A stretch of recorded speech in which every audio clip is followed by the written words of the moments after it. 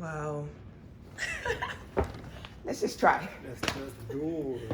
If it works, it works. If it doesn't, then, it's another story. I've got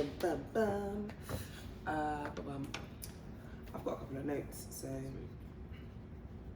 I will, so, how do we start this? Good morning. Bang, we're back in the building. We're back. Kick off. All right, so Abundance. Let's start. Okay. And I'll do the Jordan, not the Jordan, the Nathaniel. Hi guys, we're back. So for context, if this is the first time you're listening, my name is Ramat Tejani. I'm Ezekiel. And we are co-hosting the Growing Through Life podcast for the meantime, and we're going to also be video recording it because we thought that it would be cool to just allow people to see how this conversation actually goes. So it's quite early in the morning. I'm not going to tell you how early because and we struggled a little bit with trying to Wiping the sleep out the eyes and that. We struggled with getting the video working, but it's all there. We think it's going to be recording. If it's not recording, such is life. We try again. Next time, we try again. So today we are going to be discussing abundance as a theme. So for context again, the inspiration box has different themes for different months. Right. And April had traditionally been appreciation, but kind of looking back on it and kind of when we were chatting, we thought actually maybe abundance might be a better word to kind of use for the month and to explore throughout the month of April. So that's what we're doing. I love words, so obviously I went to find out what abundance means. Yeah. Hold on. I've got it written down here. Right now, let me take ages to open up my. So, abundance, meaning copious quantity or supply, is a mid-century word from the Old French abundance and directly from the Latin abundantia, which means fullness and plenty. So it's an abstract noun from abundance past participle, which stems from abundance, which is overflowing, full, and then present participle of the word abundare, which means to overflow. Okay. So when you think of abundance, what does it mean to you? How does it show up for you? Yeah, I think that definition is on point. Obviously, it's on point. It's the definition. It's the root of the word. It's the history of it all. It's that fullness, that overflowing. All my needs are met. It's having a lot of. Yes. So it's always good to actually understand the etymology of the word, because we sometimes use words and have some level of understanding that we've gleaned from other people, but then to actually deep it, break properly, it down. It's important, and it's that fullness that you can have a lot, but then do you have an abundant amount which is overflowing, and that overflow is kind of important, because when you overflow, then in theory you should be giving, right? Yes. So absolutely, and that idea of being so full that you can give. And when I think about talking to someone the other day, I've got this hot thing that I'm working on called the Self Mastery Collective, and it's all about mastering yourself. And I was saying to the people that I was talking to on the workshop, we need to know ourselves so well that we can then give, because we're overflowing with that self-knowledge and self-awareness, that we can say, you know what, I'm good now. I've got more to give you. But you can't just give that saying, you can't give from empty cup. It's so true. It's so true. And so when I think of abundance, I don't only think about it in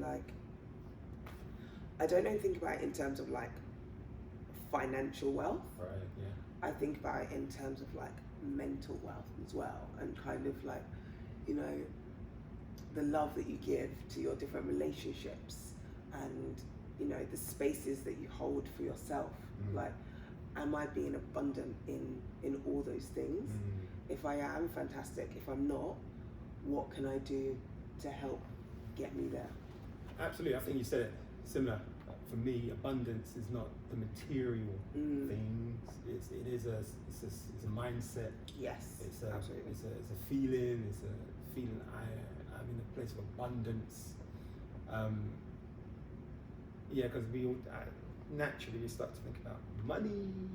We all need that cash You know, money, though. we do. That's a So reality. you know, let's not That's a pretend reality. we do need the money. That's a reality. So when we're thinking about giving, we sometimes think, oh, man, I ain't really got to put some. But I think Save a little. Yeah, that's part of it. But I think abundance is beyond that, right? It's could be time, could be energy, could be love, could be someone, you know, some advice, whatever it might be. Yeah. There's so much more that we have, right? So, my approach to abundance is, you know, I've been trying to have that sort of abundant mentality. Like, you know, when I'm meditating, it's part of it is, if you wanna receive, or if you have an aim to attain something, the best place to be is a feeling of abundance, right? Because then you're in that state of receivership. Yeah. You know what I mean? Whereas if I found that, you know, I'm feeling I need this thing, Yeah. I'm trying to hustle for it, you know, then I find it's harder to get that thing. So I think an ongoing process is, how do we maintain this state of abundance? Because we are in where we do get our bills come through the doors, we do get our friends and family asking Bills come through the doors. You know, cost of living is going up, so honestly, it's going to be a challenge to have that constant state of abundance when sometimes it might feel we're giving away so much and it's not coming in. So that's going to take some intentional work.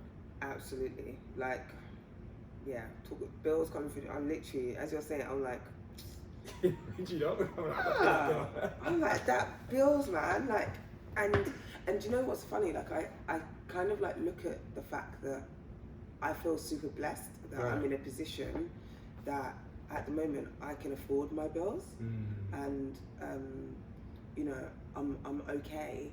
And when they told me that my, you know, electricity bills, for example, gas bills are going to go up exponentially, I was like, but I was still able to think about, okay, cool, I can make this work. Right. But not everybody can. And so I literally was like, I was having a mini heart attack for everyone else. I was like, how are people going to do this, right? And so, you know, when you've got that reality of life, really life in, and someone's saying, just live in abundance. Just do it, you'll be fine. Believe that it's all possible. Overflow. What are you guys talking about? Are you nuts, fam? Like, really? So it's an interesting one in terms of like being able to hold that space, but at the same time looking at the reality of the world we live in, and looking at, you know, your own reality and thinking, what is a priority right now? Right. And I think that's why it's even more so important that we really check our sort of state of mind in the current context where everything is going up, and in the times where there's just so much chaos and trauma out there, it's hard to start to think that I have all of my needs met. So then, you know, one of the areas we wanted to explore is this sort of appreciation. Right? So how do you focus your mind on abundance when, you know, life is life and then everything's getting more expensive. And maybe you're not in an ideal situation at work or in your finances or whatever it might be.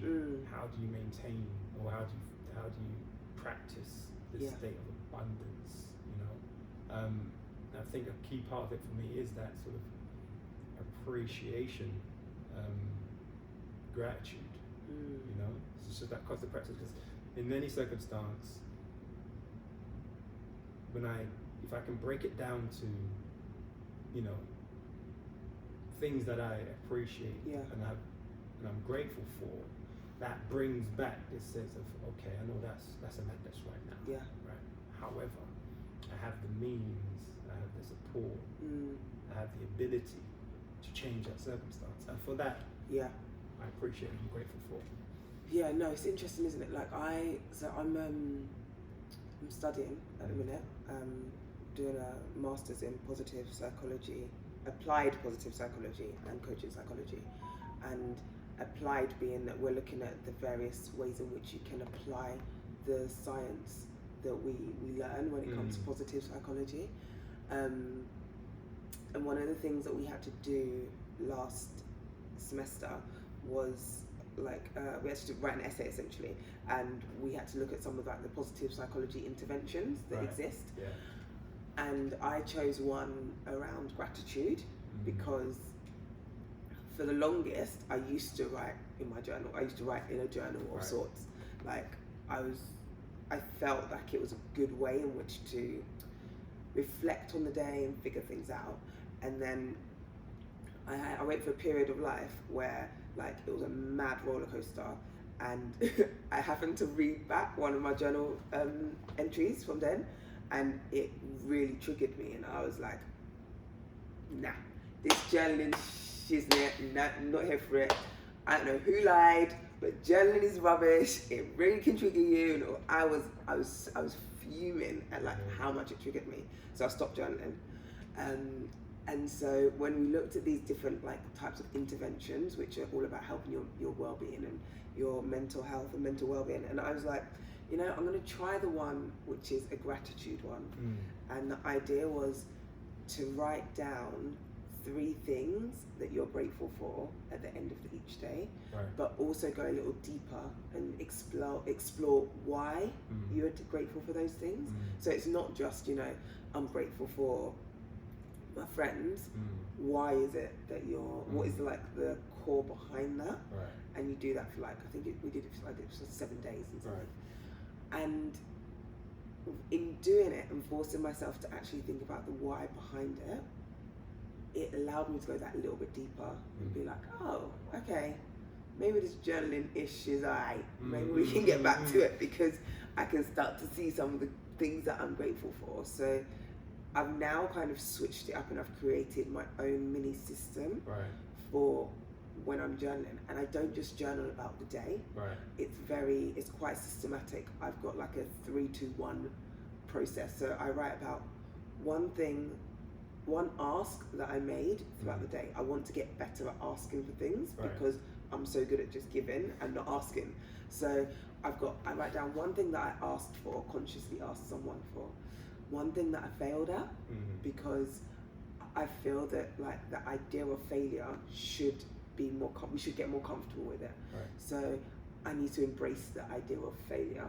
So one thing that I failed at or didn't do or whatever it might be.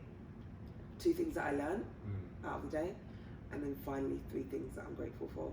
So having that kind of system really helps me look at what I've done in the day without kind of saying, at 9 o'clock I did this, at 10 o'clock I did this, blah, blah.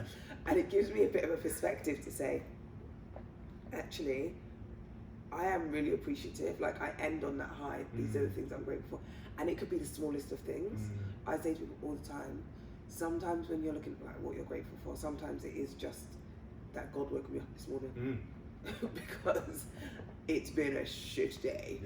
But God woke me up this morning, and somewhere in the world He didn't wake someone else up. Absolutely. Yeah, that's kind of my approach to journaling and being grateful. When you mentioned that journaling didn't work for you, because I journal, but I'm inconsistent with it. I'll be honest.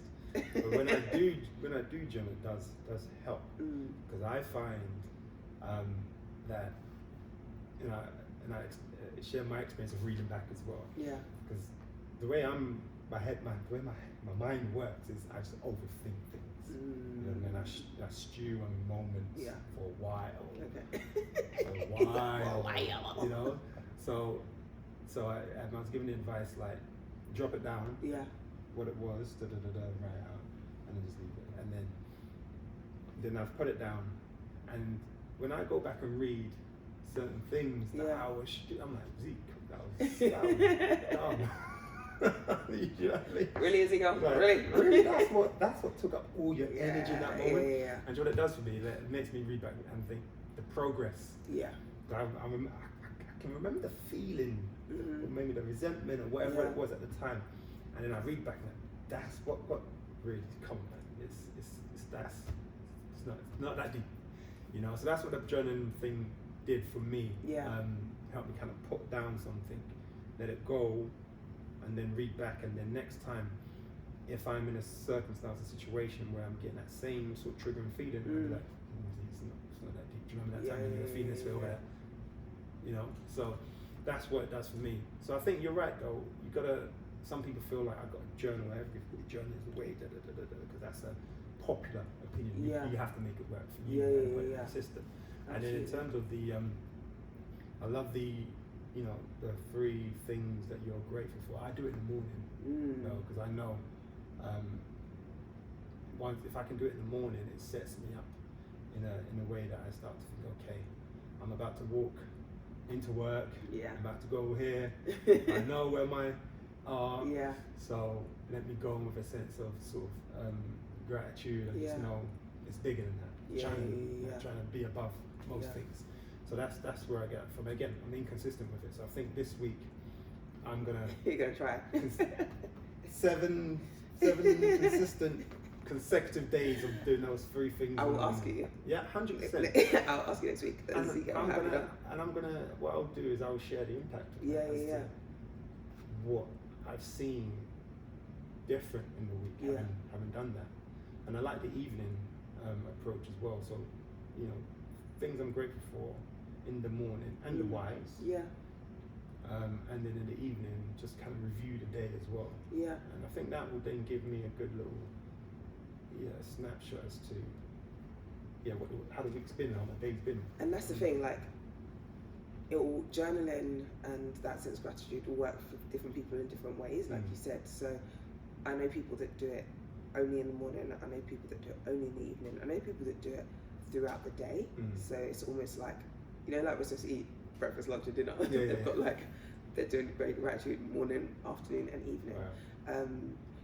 But what might seem like too much for someone else is going to seem like just the right thing for someone else. So yeah, like mix it up, try it out, see how it goes. When I did it for uni, and there was a few other ones that we did as well, and I was like, okay, cool.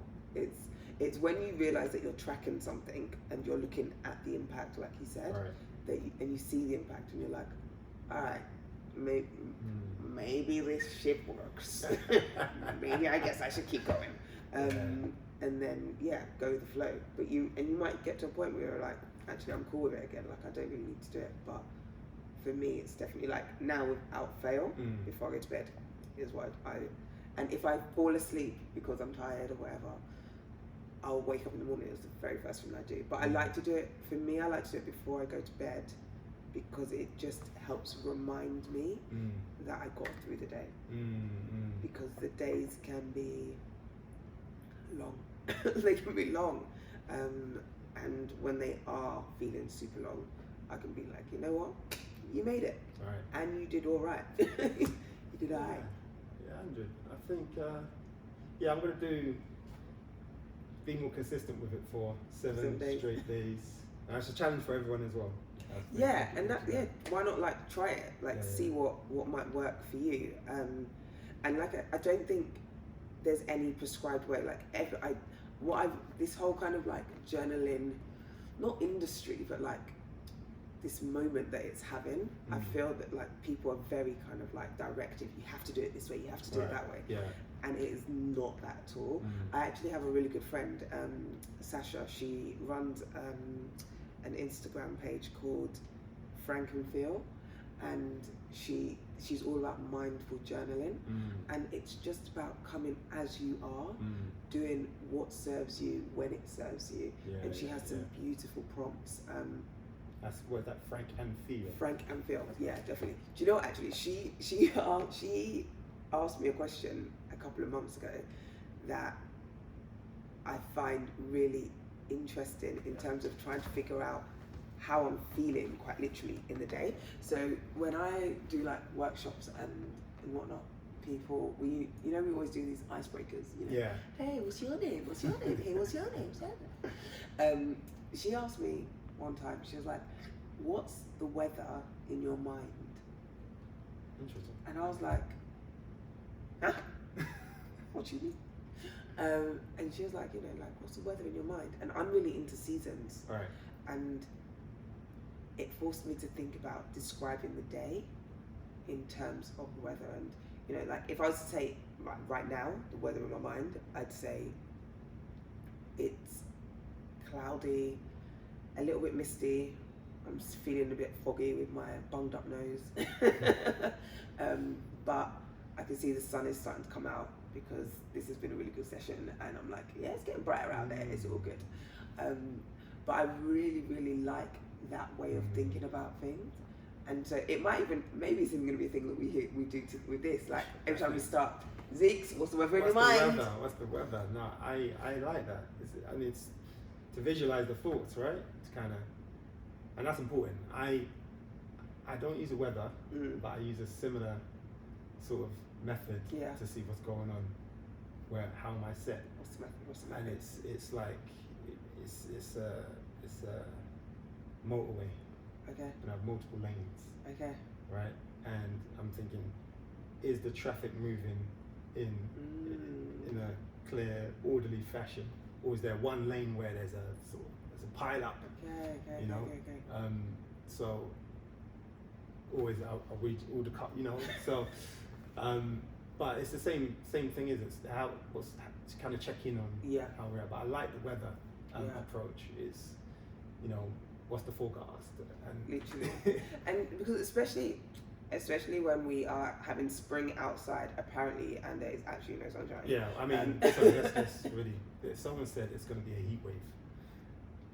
I don't know who told me, but someone said it's going to be April heat wave. There was a hailstorm yesterday, no? April 7th, we're still waiting for the heat wave. So, to be fair, I'm cool if there's no heat wave just yet. Like, let's wait for the bank holiday. So we can enjoy it. But yeah, no, I think if we bring it back round to this whole idea of abundance and living abundantly, the more we can appreciate things, the more we can, I guess, show up abundantly and feel that sense of being able to feel that you can live abundantly in the various different areas of life. So I reckon we set that challenge to everyone to think about how they could perhaps live in gratitude, whether that is journaling or another way, completely up to you, but try something out consistently for 7 days. Yeah, absolutely. I'm going to take that challenge up. And I think for me, I'm on this vibe now of just like giving, like supporting, giving everything and not keeping any. I mean, like just adding value to people. Okay. Right. Like I'm testing it out. Yeah.